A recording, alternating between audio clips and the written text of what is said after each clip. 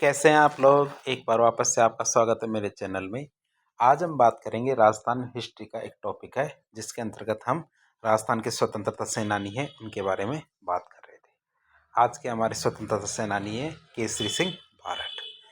केसरी सिंह बारट की बात करें तो उनका जन्म 21 नवंबर 1875 को हमारे शाहपुरा के अंदर हुआ था। राजस्थान में शाहपुरा है जगह, जिला है, तो वहाँ पे इनका जन्म हुआ था। मृत्यु की बात करें तो 14 अगस्त 1941 को इनकी मृत्यु होती है। और ये राजस्थान के प्रसिद्ध कवि भी थे और साथ ही साथ स्वतंत्रता सेनानी भी थे।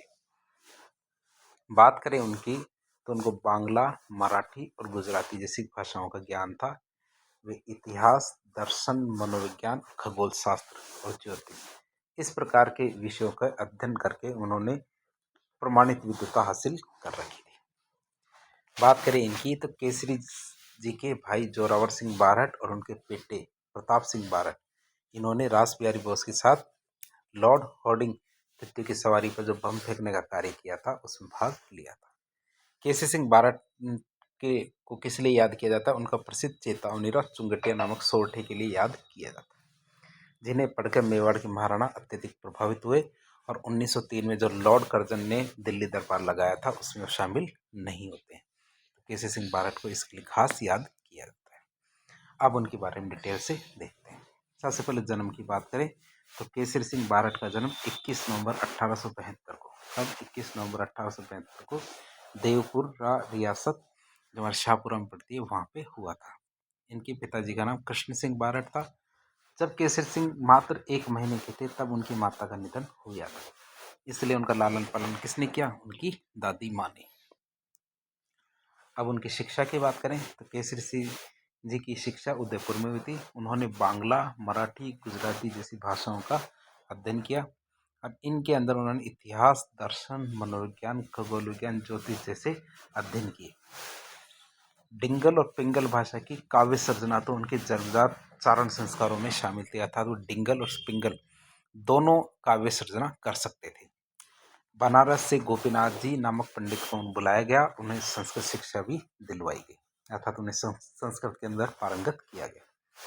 केसरी सिंह बारट के स्वाध्याय के लिए उनके पिता कृष्ण सिंह का प्रसिद्ध पुस्तकालय कृष्ण वाणी विलास भी उपलब्ध था, अर्थात उनके घर के अंदर ही एक लाइब्रेरी थी जिसे क्या कहते थे? कृष्ण वाणी विलास। अब बात करें उनके राजनीतिक गुरु की तो राजनीति में वे इटली के राष्ट्रपिता मेजिनी को अपना गुरु मानते थे। इटली के जो राष्ट्रपिता है मेजिनी, उनको वो अपना गुरु मानते थे। मेजिनी की जीवनी वीर सावरकर ने लंदन में पढ़ते समय मराठी में लिखकर गुप्त रूप से लोकमान्य तिलक को भेजी थी। मेजिनी की जीवनी क्या है? वीर सावरकर जब लंदन में थे तब उन्होंने पढ़ी और उनको गुप्त रूप से मराठी में लिखा और लोकमान्य तिलक जी को भेजी। क्यों? क्योंकि उस समय मेजिनी की जीवनी पर नामक किताब पर ब्रिटिश साम्राज्य ने पाबंदी लगा रखी थी, तो केसरी जी ने इस मराठी पुस्तक का हिंदी में अनुवाद कर दिया। तो मेजिनी की जीवनी थी, उसका हिंदी में अनुवाद किसने किया? हमारे केसरी जी ने।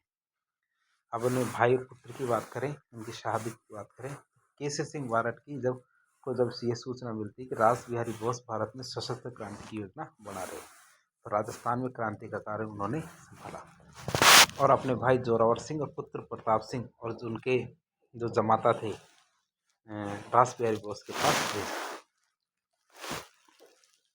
केसरी सिंह के भाई जोरावर सिंह बारट और पुत्र प्रताप सिंह बारट ने रास बिहारी बोस के साथ लॉर्ड हॉर्डिंग द्वितीय की सवारी पर बम फेंकने का काम किया। जोरावर सिंह ने रास बिहारी बोस के साथ मिलकर दिल्ली की चांदनी चौक में लॉर्ड हॉर्डिंग द्वितीय पर बम फेंका, जिसमें हॉर्डिंग तो घायल हो गया लेकिन वो मरा नहीं, मृत्यु से बाल बाल बच जाता है। इस पर महात्मा गांधी ने उन्हें बधाई का तार भेजा था। इस हमले में वायसराय तो बच गया पर उनका जो एडीजी था वो मारा जाता है। जोरावर सिंह पर अंग्रेज सरकार ने इनाम घोषित कर दिया, लेकिन वो किसी के हाथ नहीं आते। वो एक सन्यासी की तरफ फरार हो गए और गांव-गांव जाके धर्म और देशभक्ति का जागरण करते रहे।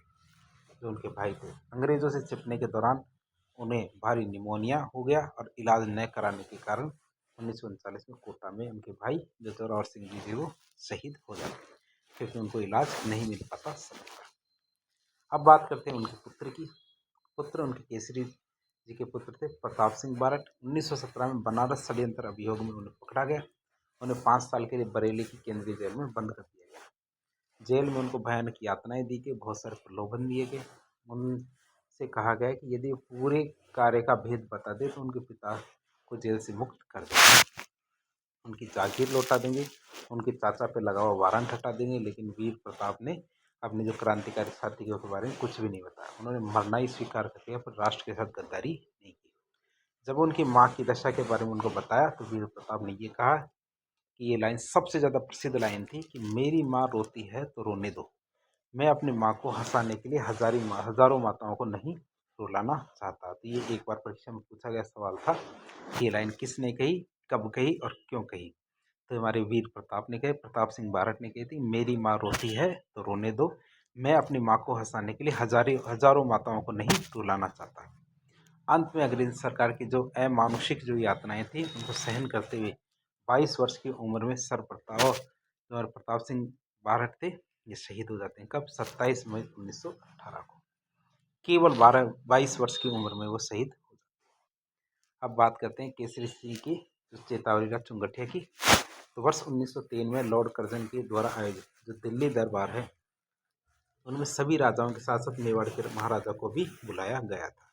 तो राजस्थान के जागीरदार क्रांतिकारियों को ये उचित नहीं लगा। क्यों?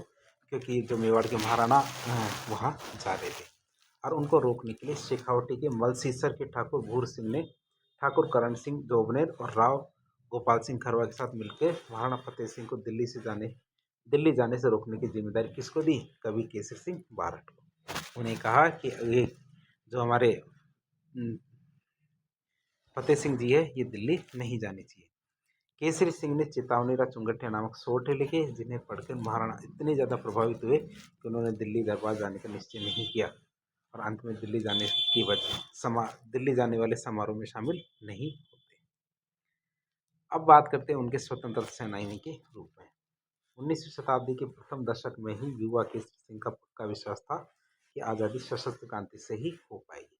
अखिल भारतीय जो कांग्रेस कमेटी है, इनके जो महज ज्ञापन वर्ग होते हैं इनसे कभी आज़ादी नहीं मिलेगी। जैसे ज्ञापन देते थे हमारे नरमपंथी नेता, तो उनको पता था इससे हम कभी भारत को आज़ादी नहीं मिल पाएगी। चेतावनी चुंगठिया उनकी अंग्रेजों के विरुद्ध जो भावना थी, इससे वो चीज़ साफ स्पष्ट होती है।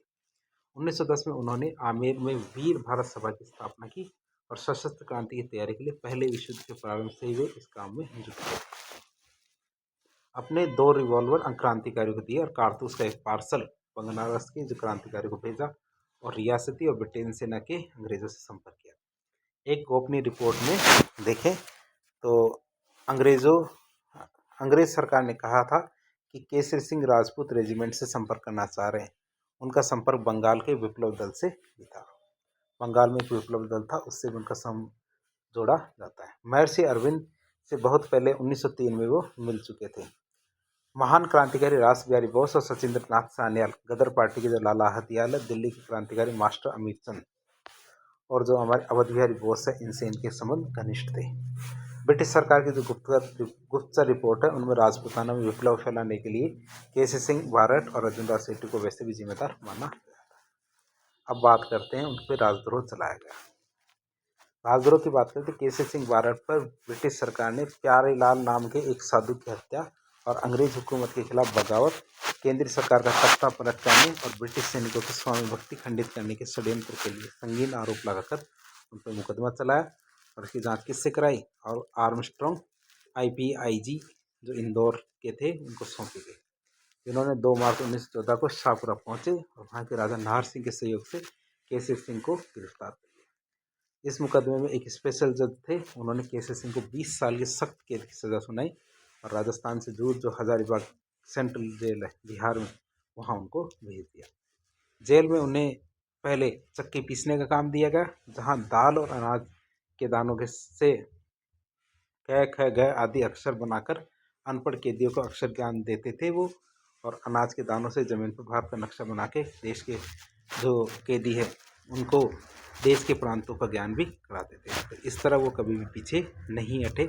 जब उनको जेल में भेजा गया तो वहाँ पे दाल और अनाज के दाने थे, उनको मिला के वह जो वहाँ के कैदी थे उनको अक्षर ज्ञान देते थे, अर्थात पढ़ाते थे, साथ ही साथ नक्शे भी बनाते थे जिससे उनको प्रांतों का ज्ञान हो, कौन सा प्रांत कहाँ पड़ता है।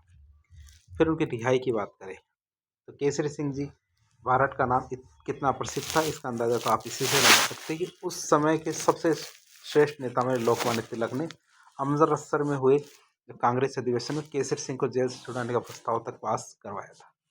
जेल से छूटने के बाद अप्रैल 1920 में केसरी सिंह ने राजपुताना के गवर्नर जनरल को एक सारगर्भित पत्र लिखा जिसमें राजस्थान और भारतीय रियासतों में उत्तरदायी शासन पद्धति कायम करने के लिए सूत्र रूप में एक योजना पेश की गई थी, जिसमें राजस्थान महासभा के गठन का सुझाव था, जिसमें 2 सदन होने थे। किसके लिए? राजस्थान महासभा का एक गठन का प्रस्ताव दिया जिसमें क्या होते? 2 सदन होते। फिर बात करें राजस्थान केसरी की शुरुआत सन 1920 से 21 में सेठ जाननालाल बजाज के द्वारा आमंत्रित करने पर केसरी सिंह जी हमारे सपरिवार वर्धा चले गए, जहां विजय सिंह पतिंग जैसे जनसेवक पहले से ही मौजूद थे। वर्धा में उनके नाम से राजस्थान केसरी नामक समाचार पत्र शुरू किया गया, जिनके संपादक कौन थे? विजय सिंह पतिंग। वर्धा से ही केसरी सिंह का महात्मा गांधी में से घनिष्ठ संपर्क हुआ था। अब उनके निधन की बात करें तो देश की स्वतंत्रता के लिए अपना सब कुछ न्यौछावर कर देने वाले क्रांतिकारी कवि केसरी सिंह बारहट ने हरिओम तत्सत के उच्चारण के साथ 14 अगस्त 1941 को देह त्यागी। तो इस तरह आज हमने केसरी सिंह बारहट के बलिदान, उनके पुत्र, उनके भाई के बलिदान के बारे में जाना, उनके जीवन की जो महत्वपूर्ण घटनाएं थी उनके बारे में जानी। तो इस प्रकार के इन्फॉर्मेटिव वीडियो देखने के लिए हमारे चैनल से जुड़े। वीडियो यदि पसंद आता तो वीडियो को लाइक करें, चैनल को सब्सक्राइब करें, अपने दोस्तों के साथ शेयर करें। यदि आपके कोई सुझाव हो कमेंट बॉक्स के माध्यम से बताएं। धन्यवाद।